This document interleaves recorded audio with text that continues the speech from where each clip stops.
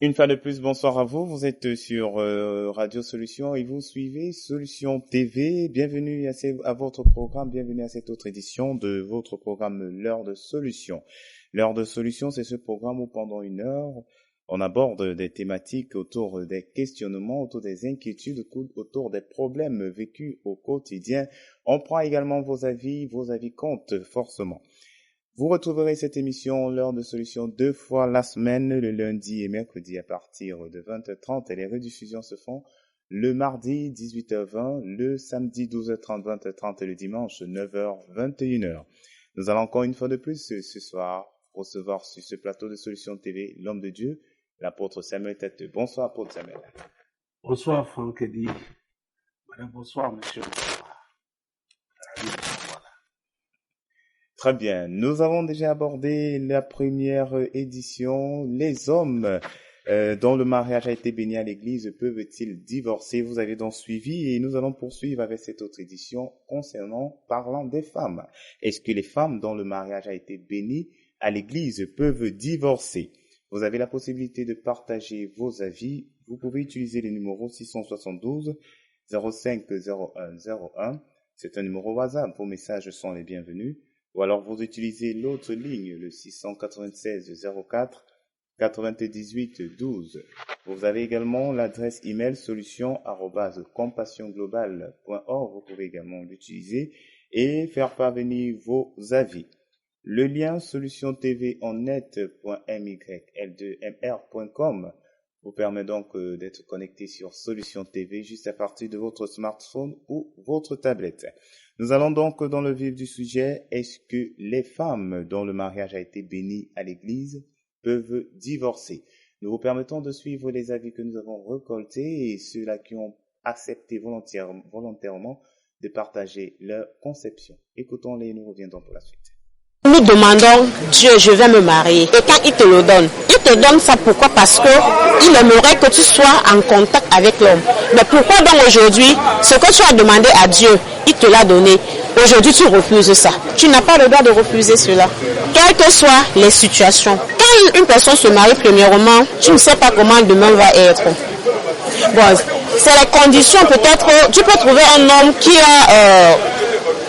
venait à l'église, qui venait le mariage, ne sachant pas quel genre d'homme il est. Peut-être qu'il a quelque chose de son derrière que toi, la femme, tu ne connais pas. Mais là, maintenant, sa manière de faire. Mais je pense que même s'il faut divorcer, là où vous avez été réunis, vous avez intérêt à rentrer là-bas. Et je pense qu'avec les prières, chaque problème sur terre a une solution. Je ne suis pas d'accord pour le divorce. De toutes les façons, une femme mariée à l'église peut bien divorcer. C'est vrai que je n'apprécie pas le divorce. Le divorce, c'est pas une bonne chose. Et au départ, Dieu n'aime pas le divorce. Mais ça dépend. Si la femme ne se sent pas à l'aise dans son foyer, si la femme subit des tortures, des actes qu'il ne faut pas, des actes inhumains, elle a le droit de divorcer. Ça, il n'y a rien à faire. Le mariage n'est pas une prison. Pas du tout. Le mariage, c'est une institution, mais ce n'est pas une prison. Quand on est en couple, on doit se sentir à l'aise. Effectivement, ce n'est pas parce qu'on a pris l'engagement devant Dieu et devant les hommes qu'on va subir le pire parce qu'on a pris l'engagement devant Dieu. Ah oui. Le Seigneur a marqué, il n'a pas marqué sur nos fronts nos actes, nos caractères, nos comportements. Quand on vient de connaître une femme, on est sympa, on affiche de bons comportements, mais quand les deux s'unissent dans le même foyer, ça devient autre chose. On découvre beaucoup de choses qu'on n'a pas découvert bien avant. Donc, Dieu n'a pas interdit le divorce, non? Si ça ne va pas aller, on se sépare. I don't think so. If you're already married in front of everybody, it's for better or for worse. When Christ is already concerned in the marriage, and if there's any problem, I don't think it's good to divorce.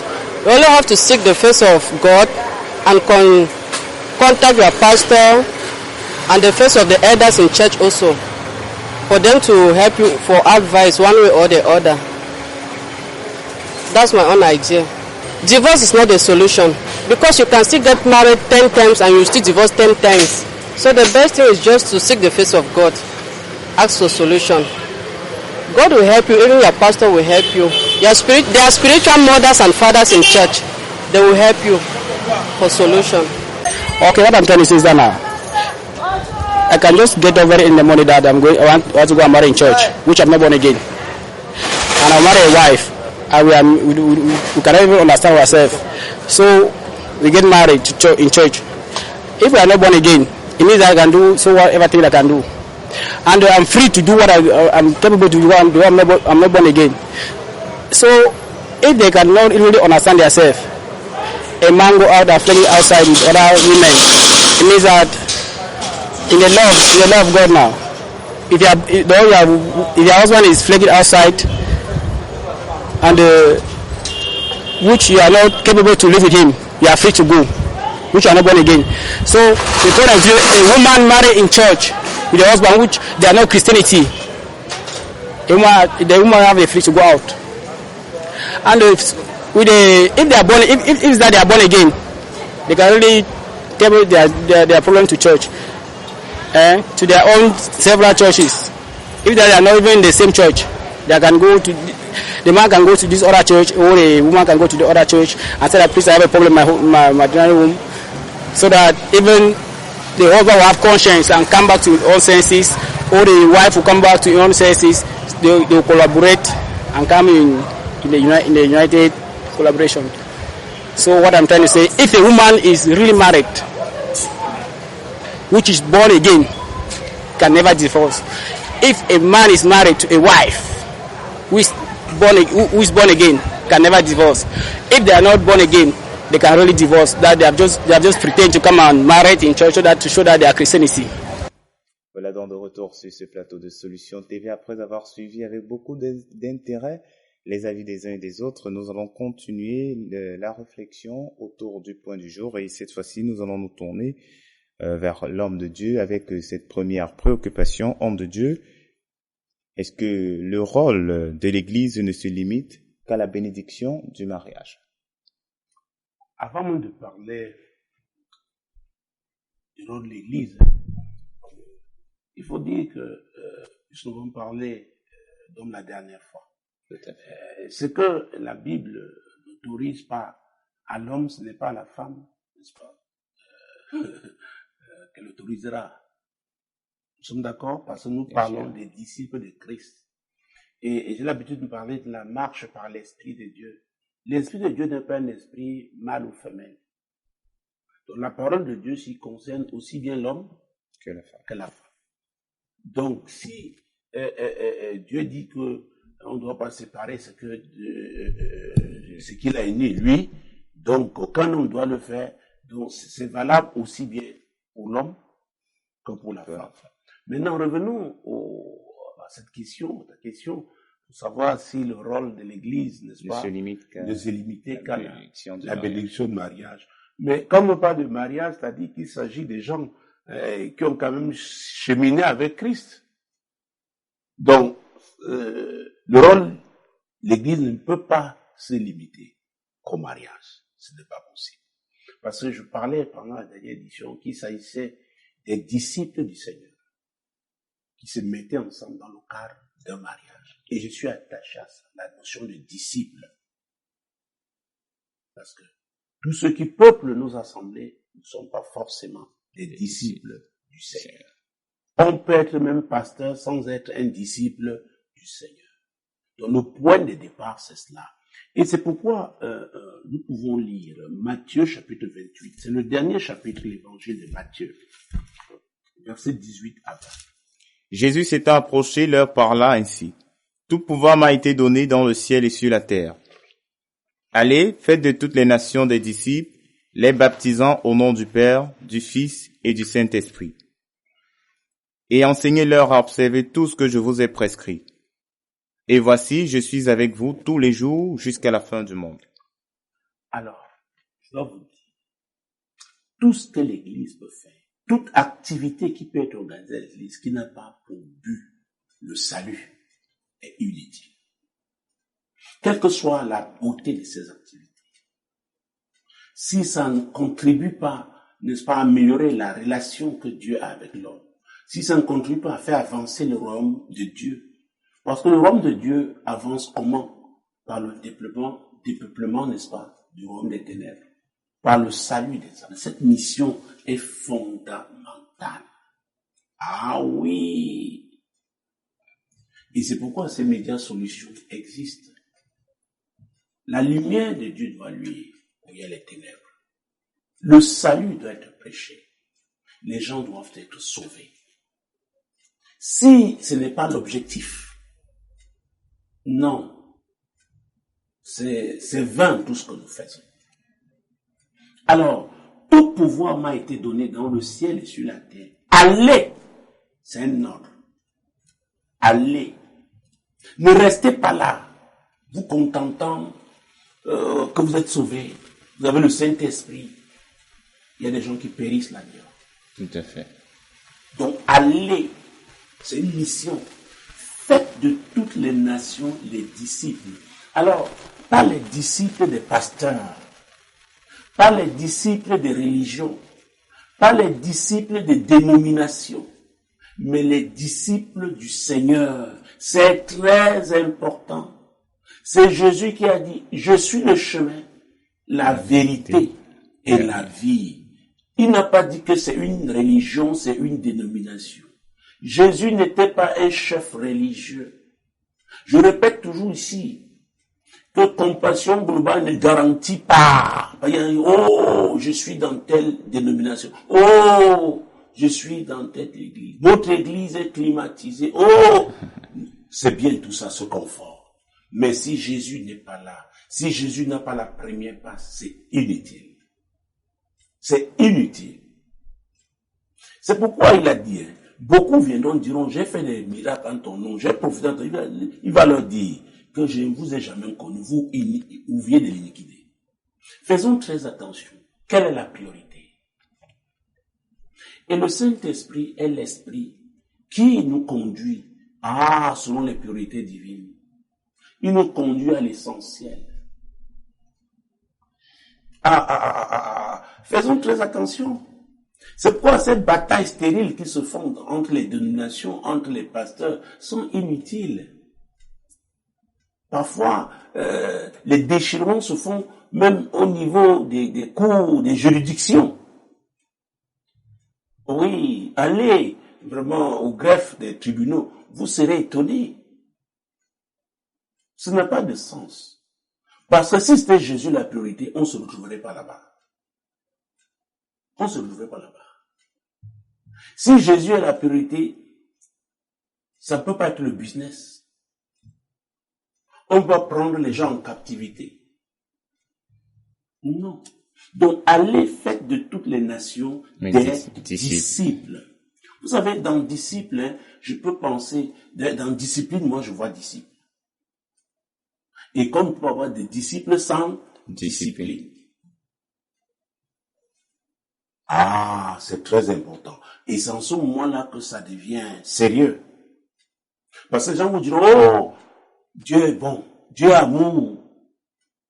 Sa miséricorde Dieu a toujours. Ça veut dire que Dieu aussi est désordre. Ça veut dire que Dieu aussi est libertinage. Non. Faites de toutes les nations des disciples. Et il dit, les baptisant au nom du Père, du Fils et du Saint-Esprit, et enseignez-leur. Jésus, pendant son ministère, a enseigné. Et ses enseignements sont contenus dans cette parole. Et c'est lui le chef de l'Église. Ce n'est pas un autre enseignement que celui du Seigneur qu'on doit donner. C'est très important. Donc tout enseignement qui tend à embrigader les gens n'est pas pour la gloire de Dieu. Oh mon Dieu. Oui, parce que la question me donne l'occasion. Le rôle de l'Église, c'est seulement bénir les mariages. Vous savez, c'est bien ces témoignages. On a eu un nombre de mariages. Il y a des moments où nous avons fait ça. Mais après, avec le temps, on s'est rendu compte que tout ça, là, après, la finalité, c'est quoi? Parfois, les gens se marient, après ils abandonnent Jésus. Puis nous parlons de rupture, mariage, du divorce, oui. De divorce. Ah, ah. Oui. Donc l'essentiel, c'est cela. Enseignez-leur. Ah oui. À observer tout ce que je vous ai prescrit. Alors, quand Jésus parle des prescriptions, c'est-à-dire que eux-mêmes là qui enseignent ont observé, continuent d'observer les prescriptions divines. C'est pourquoi j'ai dit, si on n'est pas pratiquant de la parole de Dieu, on ne doit pas enseigner cette parole.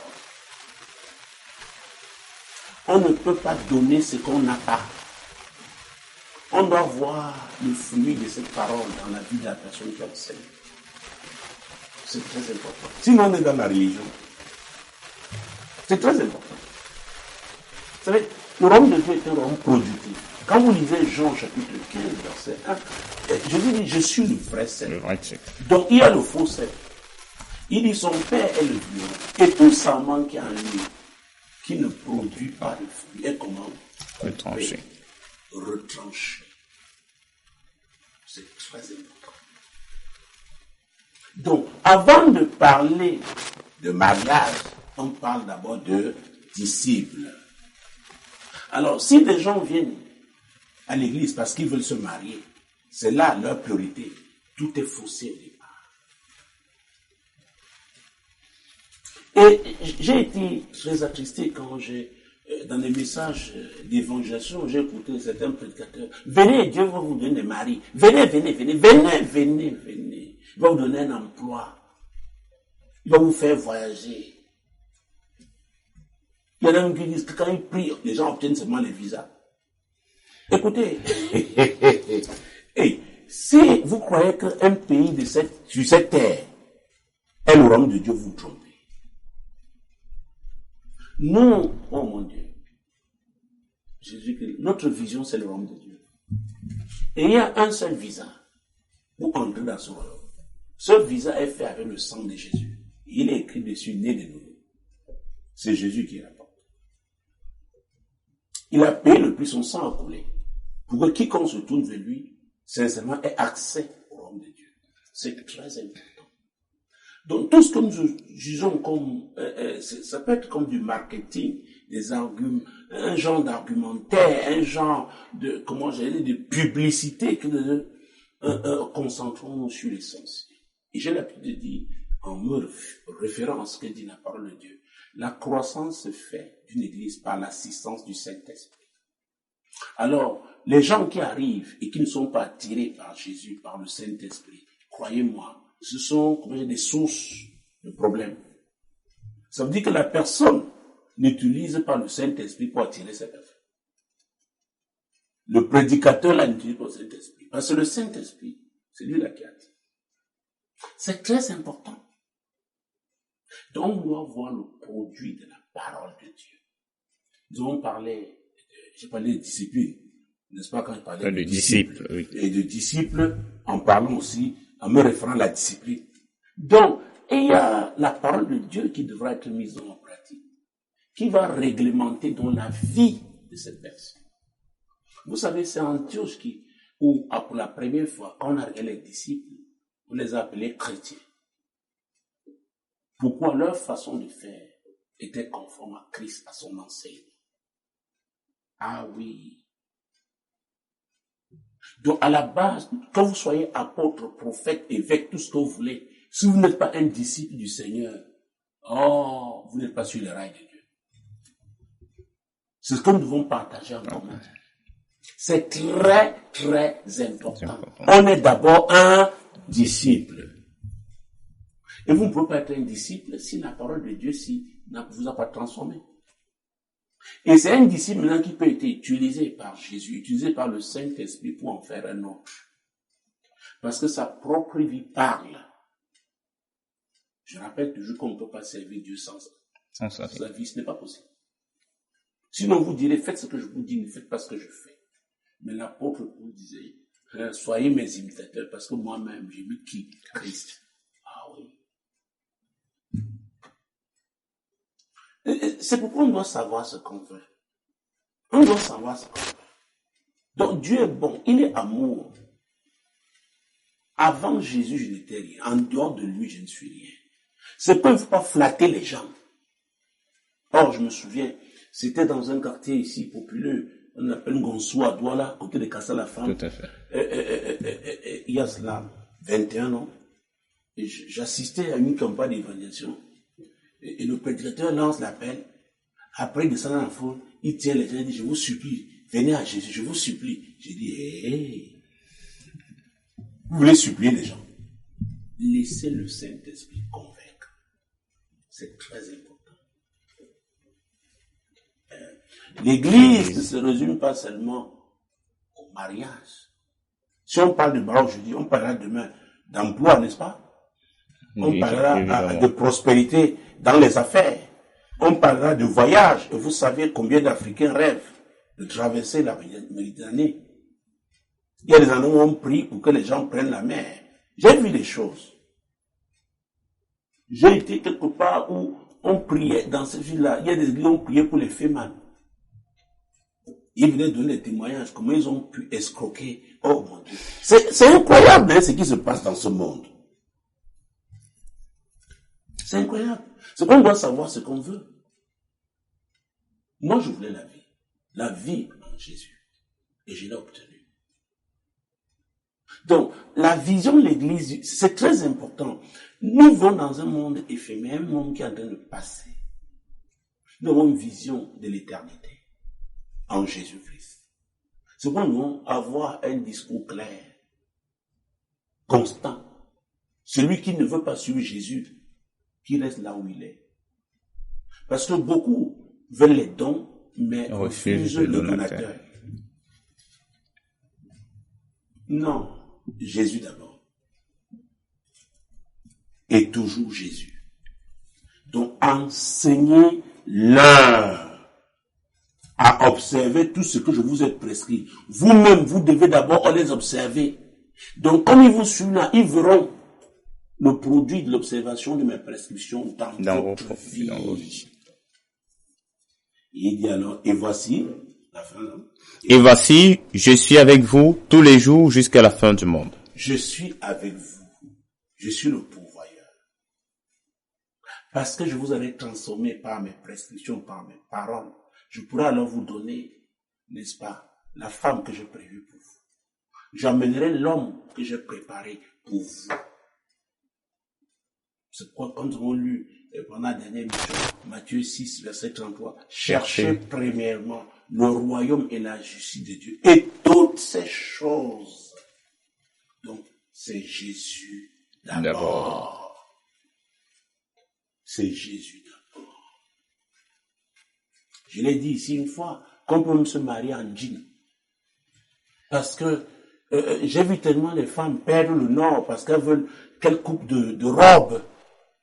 Elles pensent à la fête attachée à leur mariage. Pense aux noces et non au mariage. Il faut faire très attention. Qu'est-ce qui est essentiel?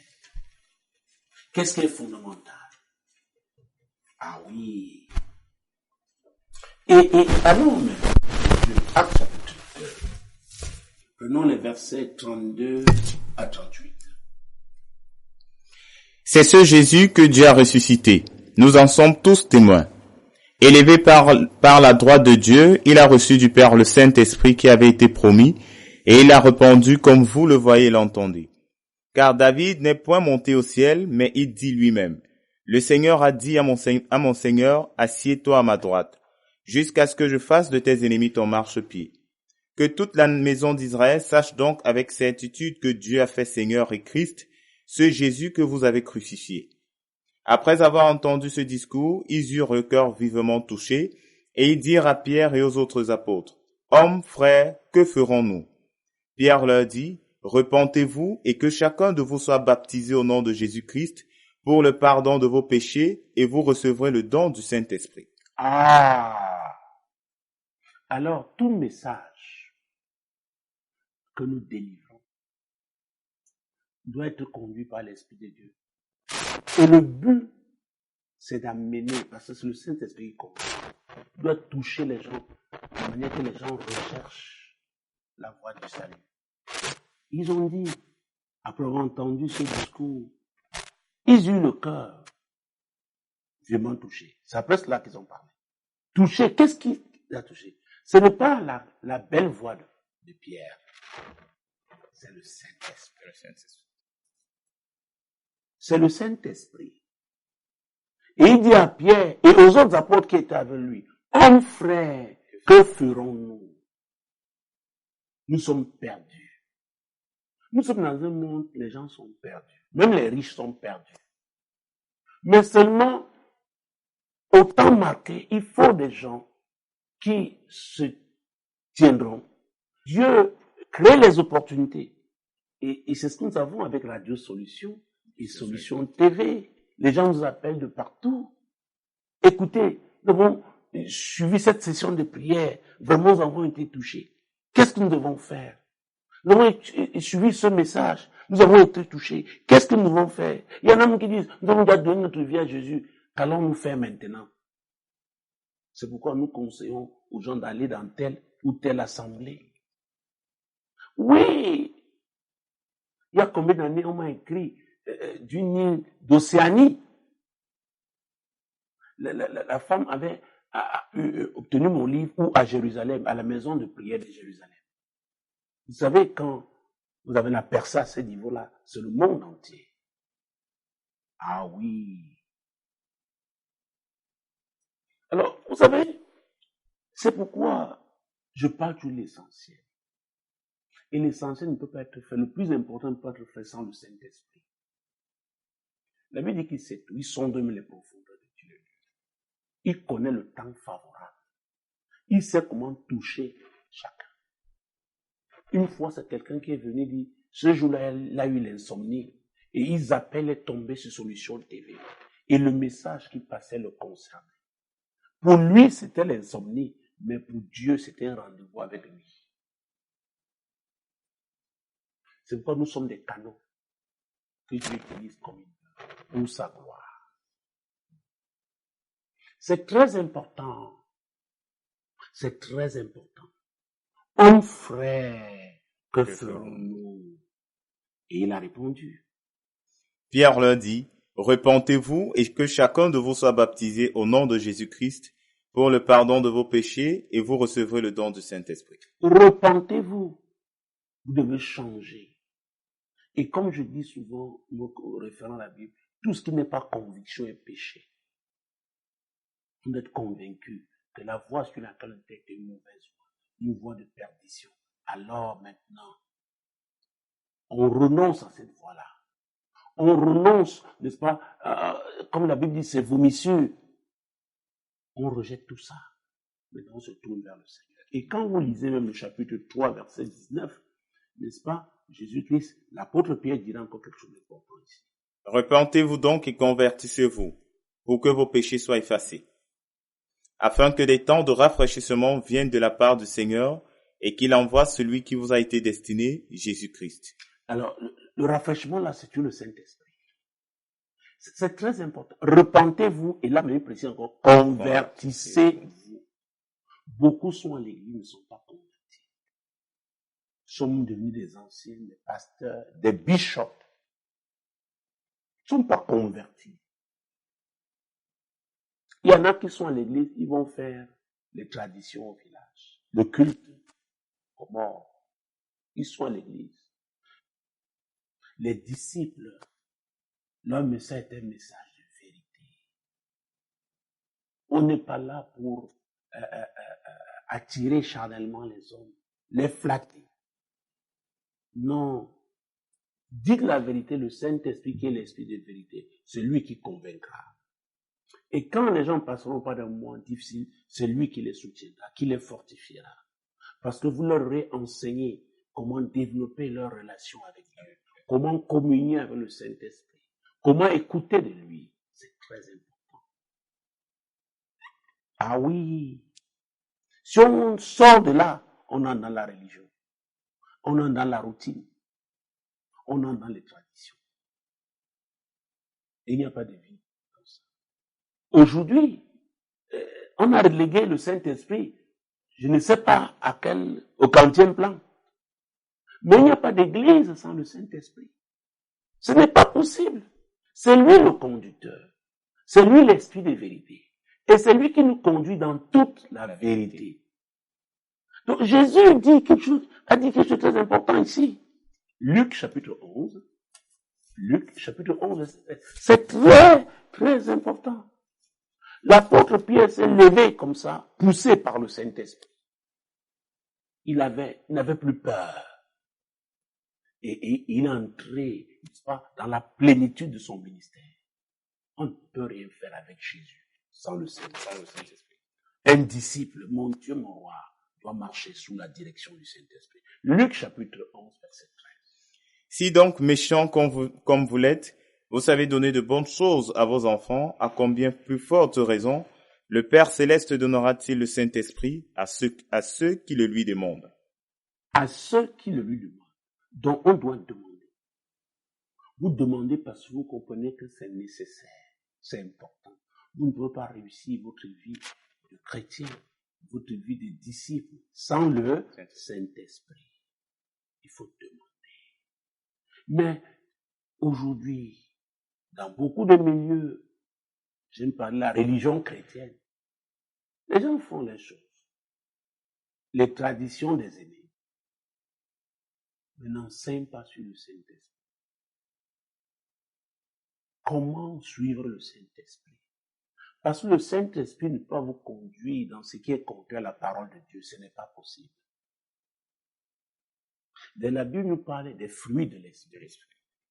La Bible nous parle des dons de l'Esprit. Oh mon Dieu. Il n'y a pas de ministère chrétien sans le Saint-Esprit. Alors, si on n'est pas donc disciple, et quand vous seulement visez le mariage, on sera déçu. Parce que c'est Jésus qui est le numéro 1 dans la vie du disciple. Et s'il est le numéro 1, oh mon Dieu, le Saint-Esprit sera le conducteur. Donc je parlais de Luc 11, 13. Regardez ce qui est arrivé dans Actes chapitre 8. Mesdames, Messieurs, vous devez comprendre que cette émission, l'heure de solution, est un moment aussi d'édification. C'est très important. On doit savoir dans quoi on se trouve. Ah oui, les gens vont s'asseoir dans des chapelles, dans des paroisses, mais ils ne comprennent pas qu'eux-mêmes doivent méditer cette parole. Et vous savez, il y a un type de chrétien on la Bible parle dans l'une des Actes des Apôtres, les chrétiens de Béret. Après les enseignements qu'ils avaient reçus, ils allaient vérifier dans les Saintes Écritures. Et c'est ce que nous devons faire. Ah oui. C'est pourquoi l'apôtre Paul dit, vous recevez un autre évangile. Non, on doit vérifier. Donc nous sommes dans Luc, Acte autant pour moi, chapitre 8, mon Dieu, mon roi, versets 14 à 17. Les apôtres qui étaient à Jérusalem, ayant appris que la Samarie avait reçu la parole de Dieu, y envoyèrent Pierre et Jean. Ceux-ci arrivés chez les Samaritains prièrent pour eux, afin qu'ils reçussent le Saint-Esprit. Car ils n'étaient encore descendus sur aucun d'eux, ils avaient seulement été baptisés au nom du Seigneur Jésus. Alors Pierre et Jean leur imposèrent les mains et ils reçurent le Saint-Esprit. C'était important. Pierre et Jean étaient des apôtres. Ils faisaient partie de ce qu'on appelait les colonnes. Donc Philippe était diacre. Il est devenu évangéliste après qu'on a vu la démonstration de son ministère. Ils avaient été baptisés, mais il leur fallait le Saint-Esprit. C'est important. C'est important. Cela doit être enseigné aux chrétiens. Et si on continue, l'apôtre Paul lui-même dans Actes au chapitre 19, Jésus-Christ de Nazareth. Vous savez que les apôtres sont très attachés au fondement. Ah oui, très attachés au fondement. C'est pourquoi ils jouent aussi un rôle d'inspecteur dans le ministère. Ah oui, là où ils sont reconnus comme tels, quand ils arrivent, ils peuvent inspecter, voir comment si on bâtit sur le bon fondement, à savoir Christ. Ah, c'est important. Acte chapitre 19. Mon Dieu, mon roi. Acte chapitre 19. Verset 1 à 6. Pendant qu'Apollo était à Corinthe, Paul, après avoir parcouru les autres provinces de l'Asie, arriva à Éphèse. Ayant rencontré quelques disciples, il leur dit, Avez-vous reçu le Saint-Esprit? Quand vous avez cru, ils lui répondirent, nous n'avons pas même entendu dire qu'il y a un Saint-Esprit. Il dit, de quel baptême avez-vous donc été baptisés? Et ils répondirent, du baptême de Jean. Alors Paul dit, Jean a baptisé du baptême de repentance, disant au peuple de croire en celui qui venait après lui, c'est-à-dire en Jésus. Sur ces paroles, ils furent baptisés au nom du Seigneur Jésus. Lorsque Paul leur eut imposé les mains, le Saint-Esprit vint sur eux et ils parlaient en langue et prophétisaient. Ah, c'était important. Ils avaient été baptisés d'eau, mais il fallait aussi le Saint-Esprit. Très, très important. Donc, mesdames, messieurs, si on ne vous parle pas de ça, écoutez, vous serez un chétif dans la foi. Vous ne pourrez pas résister au bourrasque de l'ennemi. Ah oui, le diable rôde comme un lion rugissant, cherchant qui dévorer. Il y a des révélations que vous ne pourrez pas avoir. Vous ne serez pas profond avec le Seigneur. Non. Et si j'ajoutais donc ce que j'ai dit dans la précédente mission, que c'est le Saint-Esprit qui convainc. Ça, c'est Jean chapitre 16, verset 7, parce que je veux faire l'économie du temps pour être sûr que j'ai répondu à toutes les questions qui ont été préparées par vous. Et Jean chapitre 16, mon Dieu, mon roi, verset 7 et 8. Cependant, je vous dis la vérité. Il vous est avantageux que je m'en aille, car si je ne m'en vais pas, le Consolateur ne viendra pas vers vous. Mais si je m'en vais, je vous l'enverrai. Et quand il sera venu, il convaincra le monde en ce qui concerne le péché. Ah, il convaincra le monde. C'est lui qui convainc. C'est le Saint-Esprit qui convainc. Ce n'est pas l'éloquence d'un homme. C'est le Saint-Esprit qui convainc que voilà la décision qu'il faut prendre. Voilà la direction qu'il faut prendre. Voilà l'attitude qu'il faut avoir. C'est le Saint-Esprit. C'est valable dans tous les domaines de la vie.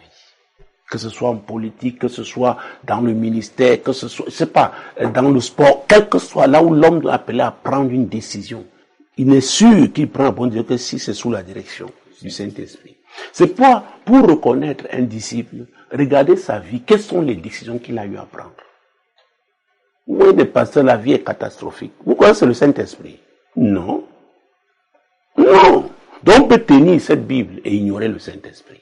On peut parler de la théologie, parler, bon mon Dieu, de la missiologie, parler d'oxologie, toutes ces choses. Et ignorer le Saint-Esprit. Et la fin sera catastrophique. Donc, on doit toujours être avec le Saint-Esprit. Ah oui. Ah, mon Dieu, mon roi. Et on le sait, on l'a lu une fois ici, c'est sur Jean 16, 12, comment il conduit dans toute la vérité. La vérité. Donc la vérité est que le rôle de l'Église ne se limite pas seulement à bénir les mariages. L'Église d'abord doit évangéliser. L'Église doit former, doit enseigner. N'est-ce pas? C'est très important. Et l'Église, à vrai dire, comment j'allais dire ça? Est la représentation du royaume de Dieu sur la terre. Et quand l'Église est quelque part, c'est elle qui a la capacité d'affronter les portes du séjour des morts, d'affronter les ténèbres. Et c'est ce que, quand nous intercédons pour la nation, parce que c'est le rôle de l'Église. Quand nous intercédons pour l'Afrique, etc., c'est le rôle de l'Église. C'est l'Église qui œuvre pour l'accomplissement des desseins de l'Éternel, quelque part, partout où elle se trouve. Voilà. Tout à fait. Voilà donc, chers téléspectateurs, nous abordons toujours le thème de réflexion du jour. Est-ce que les femmes dont le mariage a été béni à l'église peuvent divorcer? Après avoir reçu donc les éléments de réponse pour la première préoccupation, nous avons également cette autre préoccupation de Dieu. Que pensez-vous donc de ces mariages bénis à l'église et qui finissent par recourir au divorce? Oh, ça veut dire qu'il y a eu une différence quelque part. Ça peut être au commencement, nous avons lu Somme 127, verset 1, si l'Éternel ne bâtit, ceux qui bâtissent travaillent en vain. Donc il y a des mariages qui ne viennent pas de Dieu. Dès le départ, ce n'est pas Dieu. Donc on ne faut pas s'attendre à voir Dieu agir. Dieu ne reconnaît pas ces gens comme étant des époux. Même si tous les pasteurs du Cameroun, d'Afrique prient pour ces gens-là. Que ce soit très clair. Maintenant, oh mon Dieu, Et quand on parle de bâtir, il y a toujours ces versets, c'est pas seulement encore le temps. Luc chapitre 6, verset 47 à 49. Je vous montrerai à qui est semblable tout homme qui vient à moi, entend mes paroles et les met en pratique. Il est semblable à un homme qui, bâtissant une maison, a creusé profondément et a posé le fondement sur le roc. Une inondation est venue et le torrent s'est jeté contre cette maison, sans pouvoir l'ébranler parce qu'elle était bien bâtie. Mais celui qui entend et ne met pas en pratique est semblable à un homme qui a bâti une maison sur la terre, sans fondement.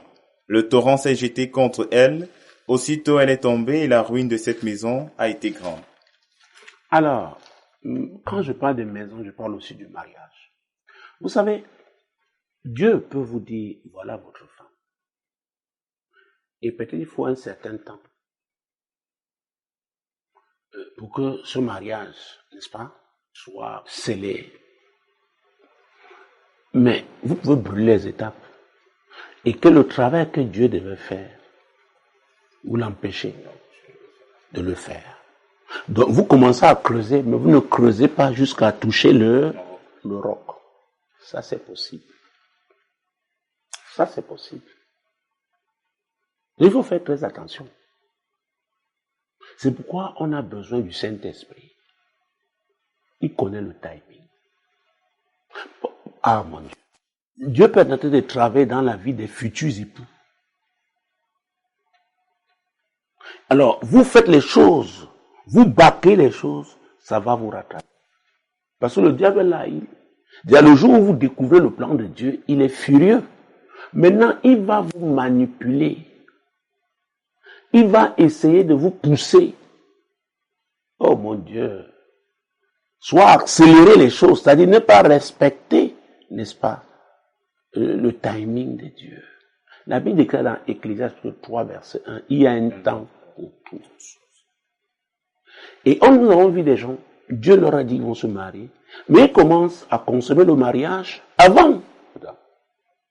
Ça veut dire quoi? Le péché. Ah oui.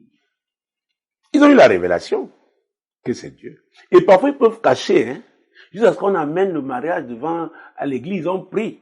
Mais il y a un trou, il y a une fissure. Le diable là, et il sait attendre. Et s'ils demeurent malhonnêtes, quand ils auront des problèmes, ils diront, oh vraiment on ne sait pas, on ne sait pas, on ne sait pas. Mais Dieu leur a dit ce qu'il voulait faire.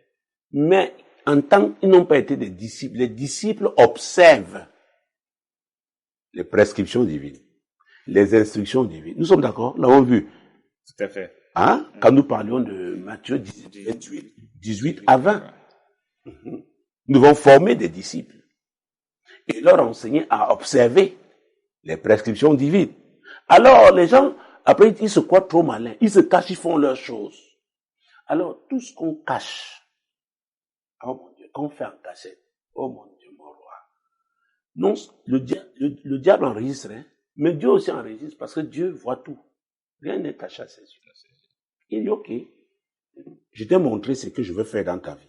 Maintenant, tu m'écartes. Tu vas faire tes choses. D'accord, allons-y, on verra. Alors vous croyez, tous les deux qui jouaient là, que vous êtes très forts, vous êtes très fins, vous manipulez tout le monde. Parfois même les gens se cotisent pour que votre mariage soit, on est tellement content, vous vous marier. Pourquoi vous avez trompé tout le monde? Il y a même des gens qui surtout les femmes, elles vont chercher telle marraine, parce qu'on sait qu'elle aura telle aide de cette marraine. Peut-être sa voiture, on veut être le jour là dans une belle voiture. Ces petits calculs humains, on cherche tel tonton comme parrain parce que peut-être vous achètera un costume. Très bien. Faites tous ces calculs-là. Vous préparez vos noces, vous oubliez le mariage. Le mariage, vous devez vivre toute votre vie. Alors, vous ouvrez les portes. Nous avons lu dans la dernière émission, je crois que c'était la première question ou quoi, Éphésiens 4, versets 26 et 27, donc c'est pendant la dernière émission. Oui, l'émission précédente. Et ne donnez pas accès au diable. Vous savez,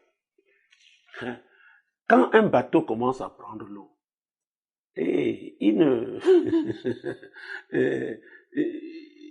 il ne s'enfonce pas tout de suite. Hein. Ça prend un certain temps. Et ce n'est pas parce que il ne s'est pas encore enfoncé qu'il ne va pas s'enfoncer. Tant que l'eau entre là, et que le voyage continue, il va finir à plonger. Il faut faire très attention. On ne joue pas avec le diable. On ne joue pas avec le destructeur. Il est là depuis. Il connaît nos ascendants. C'est lui qui est entré dans le serpent pour parler à Ève, qui a séduit Ève. Et il continue de le faire. Ah oui, il continue de le faire. Donc il ne faut pas donner accès. Alors là, nous parlons du fondement. Nous parlons de la période fondement. J'ai pris tout de même la période avant le mariage, qui précède le mariage. D'accord? Dieu, fondement, lui qui donne. Il peut ne pas être à l'origine. C'est perdu d'avance. Il peut être à l'origine, mais si on n'observe pas ses instructions, on a aussi ouvert les portes. Maintenant, on peut observer ces instructions. On se marie. Et c'est là où je viens de citer Éphésiens chapitre 4, versets 26 et 27. Si vous vous mettez en colère, ne péchez point. Et que le soleil ne se couche pas sur votre colère et de donner accès, oui. Au diable. Si vous vous mettez en colère, ne péchez point. Que le soleil ne se couche pas sur votre colère et ne donnez pas accès au diable. Et ne donnez pas accès au diable. Vous êtes déjà marié.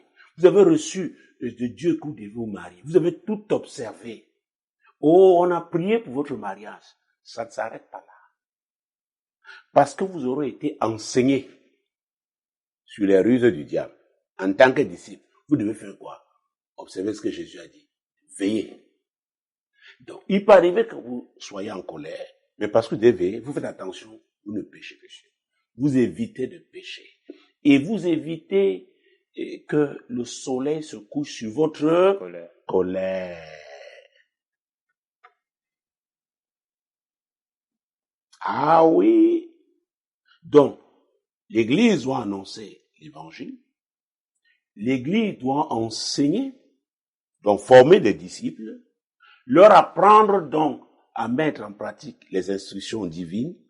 Et maintenant, arriver au temps du mariage, aider les gens à découvrir la volonté de Dieu par rapport à leur mariage. C'est pourquoi ces enseignements-là aussi permettent aux gens à identifier la voie de Dieu, à reconnaître la volonté de Dieu, à suivre la direction du Saint-Esprit.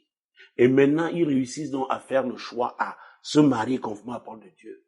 Maintenant, ils continuent de mettre en pratique la parole de Dieu en veillant.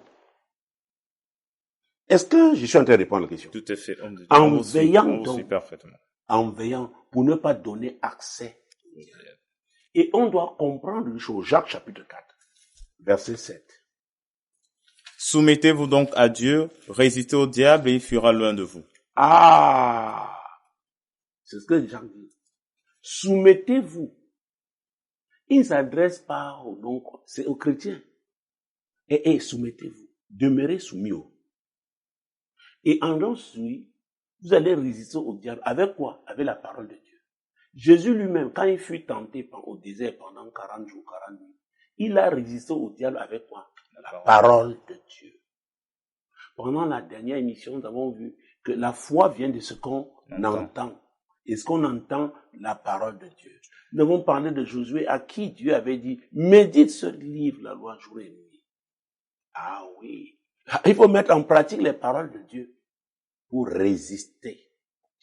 C'est très important. Dans une même affaire, on finit après, on dit, oh, comme on est allé chez le marabout, on a pris un talisman, on a réussi après, on dit qu'on s'en va. Non. Même là-bas, ils repartent toujours. Ils renouvellent. Parfois, quand ils découvrent un marabout plus puissant, un féticheur plus puissant, ils vont. Donc, on doit demeurer avec Jésus. On doit demeurer avec lui. Et ce n'est pas parce qu'il a dit là qu'il s'enfuira loin de vous qu'on croit qu'il ne reviendra pas. Même avec Jésus, après l'épisode de la tentation. Et prenons Luc. Parce que les gens peuvent croire que ça concerne seulement certaines personnes. Ça concerne nous tous. Luc chapitre 4, verset 13. Après l'avoir tenté de toutes ses manières, le diable s'éloigna de lui jusqu'au moment favorable. Ah! Il s'éloigna de lui, mais il devait attendre un moment favorable. Et l'apôtre Pierre, nous avons lu la dernière fois, lisons encore 1 Pierre chapitre 5. Mon Dieu, on peut me prendre du verset 6. Humiliez-vous donc sous la puissante main de Dieu, afin qu'il vous élève au temps convenable. Et déchargez-vous sur lui de tous vos soucis, car lui-même prend soin de vous. Écoutez, le mariage est un moment d'élévation. Parce que quand vous lisez Ecclésiaste chapitre 4, verset, je crois, 9 et 10, il dit, 2 valent mieux qu'un. Parce qu'ils retiennent un salaire de leur travail. Donc, ils deviennent plus forts. Donc, le mariage contribue à l'élévation de quelqu'un, à sa puissance. Il devient plus fort. D'accord?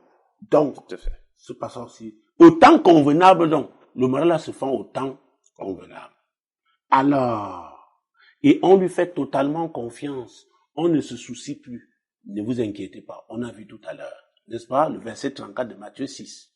Et déchargez-vous sur lui de tous vos soucis, car lui-même prend soin de vous. La foi. Maintenant, versets 8 et 9. Soyez sobres, veillez. Votre adversaire, le diable, rôde comme un lion rugissant, cherchant qu'il dévorera. Résistez-lui avec une foi ferme, sachant que les mêmes souffrances sont imposées à vos frères dans le monde. Ah, vous n'êtes pas les seuls à être attaqués. Tous les chrétiens sont attaqués. Férocement. Certains croient que, oh, vraiment, ce qui leur arrive, ils sont les seuls. Non. Mais résistez-lui. Avec quoi? La parole. La parole de Dieu. Tout à fait. La parole de Dieu. Résistez-lui. Donc, cette foi-là, la foi vient de quoi? De ce qu'on entend. Ce qu'on entend de quoi? De la parole. Donc, c'est avec cette parole qu'on lui résiste. Parce que ce Dieu est fidèle.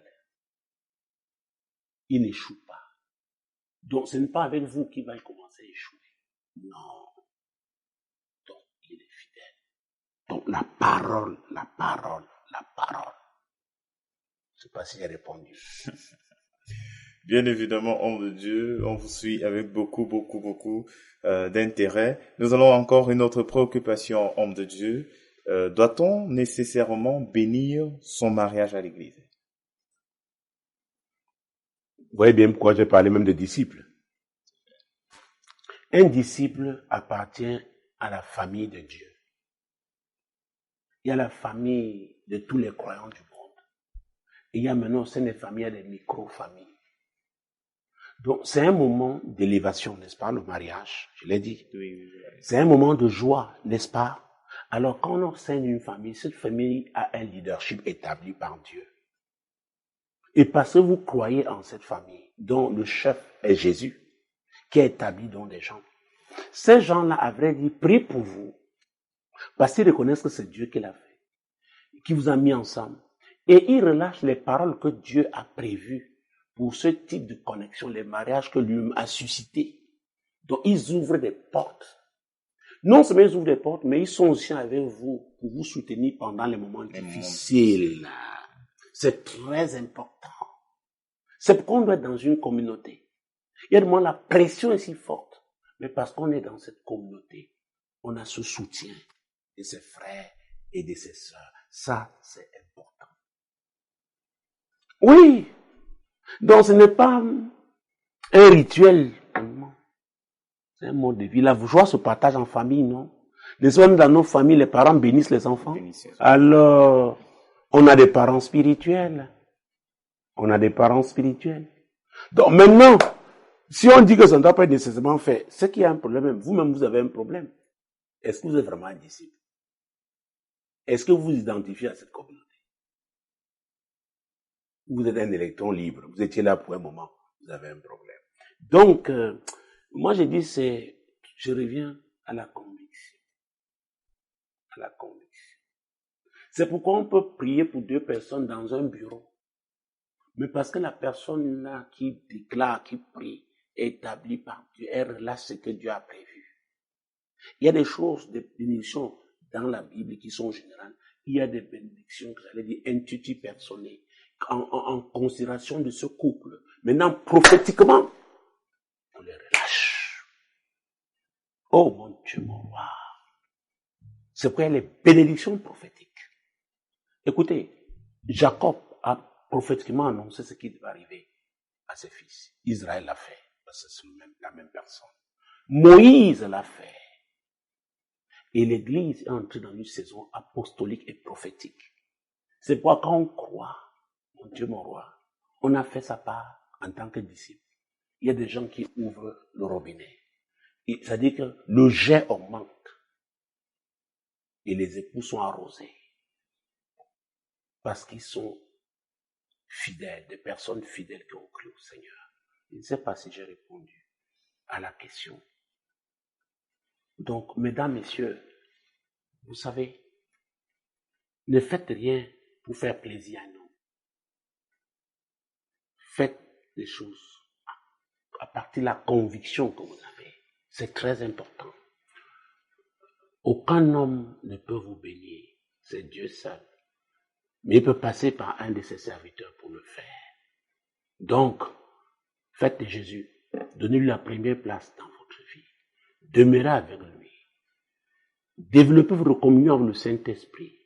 Suivez-le. Obéissez-lui. Et vous verrez. Malgré les difficultés, les défis de ce monde, vous finirez dans la gloire. C'était l'heure de solution sur Radio Solution et Solution TV. Demeurez bénis, n'est-ce pas, en continuant de suivre ces médias. Shalom.